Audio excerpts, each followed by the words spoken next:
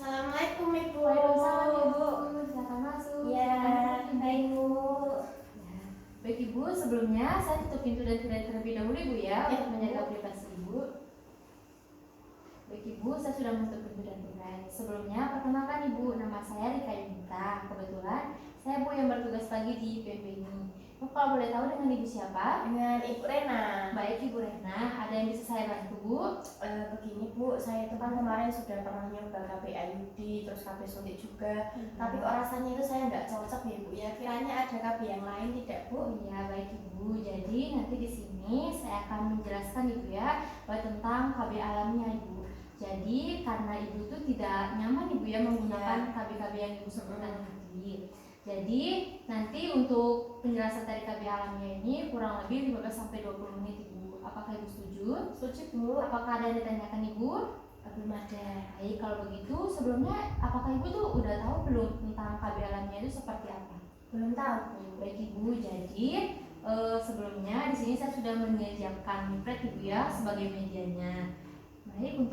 Baik Ibu, jadi untuk pengertian KB alamiah itu, KB alamiah merupakan metode kontrasepsi yang digunakan tanpa menggunakan alat, obat dan prosedur tertentu Ibu ya, seperti vasektomi dan sterilisasi. Jadi KB alamiah ini dapat dikategorikan sebagai KB yang aman Ibu ya, karena tidak memiliki efek samping. Apakah Ibu sudah paham?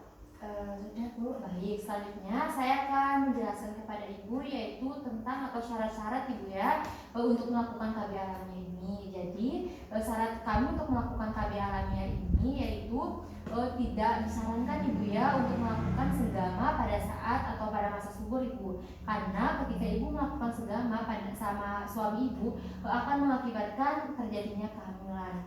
Jadi syarat ini yang perlu dihindarkan Ibu ya pada saat melakukan KB alamiah ini. Kemudian yang selanjutnya saya akan menjelaskan. Baik Ibu, kemudian saya akan menjelaskan wanita-wanita yang tidak disarankan untuk menggunakan KB alamiah ini. Yang pertama itu perempuan dari segi umur Ibu. Kemudian perempuan belum mendapatkan haid. Jadi perempuan yang haidnya itu tidak teratur Ibu ya. Kemudian perempuan dengan siklus haid yang tidak teratur. Perempuan yang pasangannya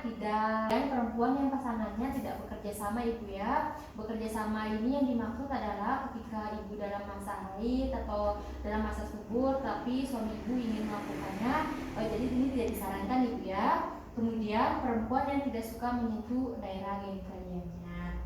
Selanjutnya di sini saya juga akan menjelaskan manfaat dari kontrasepsi KB alamiah ini, yaitu dari kontrasepsi yaitu yang pertama dapat digunakan untuk menghindari atau mencapai kehamilan. Kemudian yang kedua, tidak ada risiko kesehatan dan berhubungan dengan kontrasepsi Bu ya. Kemudian yang selanjutnya tidak ada efek samping Ibu. Jadi untuk KB alamiah ini sangat aman karena tidak memiliki efek samping. Dan yang selanjutnya itu murah dan tanpa biaya Ibu ya, karena tidak menggunakan alat dan tidak menggunakan obat. Selanjutnya yang non kontrasepsi, yang pertama meningkatkan ketertiban suami dan keluarga berencana Ibu. Yang selanjutnya menambah pengetahuan tentang sistem reproduksi pada suami dan istri. Kemudian yang selanjutnya saya akan menjelaskan Ibu apa sih keterbatasan dari KB alamiah ini. Jadi keterbatasan dari KB alamiah ini tuh yang pertama itu perlu Ibu kita tulis setiap harinya itu kapan pada masa subur kita. Jadi itu penting Ibu ya. Kemudian infeksi vagina membuat lendir serviks sulit dinilai. Kemudian perlu pantauan selama masa subur untuk menghindari kehamilan. Kemudian keefektifannya itu tergantung dari pasangan Ibu ya, dari suami dan istri juga. Kemudian dibutuhkan perhatian atau guru dari KB alamiah ini. Kemudian yang selanjutnya itu tidak terhitung dari infeksi menular seksual dan virus hepatitis B Ibu ya. Jadi ada beberapa keterbatasan dari KB alamiah ini. Baik Ibu, sampai di sini apakah ada yang ditanyakan?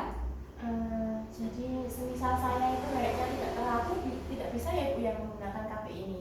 Baik Ibu, jadi ketika haid Ibu tidak teratur disarankan untuk tidak menggunakan KB ini Bu ya, karena yang disarankan untuk menggunakan menggunakan KB ini tuh haidnya tuh normal Ibu, yaitu dengan siklus haid 28 sampai 35 hari. Jadi yang perlu Ibu ingat ya, untuk melakukan KB alamiah ini tidak bisa dilakukan pada masa subur Ibu ya. Baik Ibu, sampai sini apakah ada yang ditanyakan lagi? Sudah cukup jelas Bu. Baik, kalau begitu sudah tidak ada yang ditanyakan, semuanya sudah jelas Ibu ya. Baik, terima kasih banyak Ibu atas kerjasamanya, dan Ibu sangat kooperatif sekali dalam menjawab dan memperhatikan saya. Baik Ibu, nanti Ibu konsultasi dulu ya sama suami Ibu KB apa yang mau digunakan. Nanti ketika sudah mendapat hasil dari suami, Ibu bisa kesini lagi ya untuk melakukan konsultasi lagi. Iya, baik Bu, kalau begitu terima kasih untuk penjelasannya. Kalau begitu saya pamit dulu ya Bu ya. Mari Bu. Terima kasih Bu. Iya. Ya, hati-hati.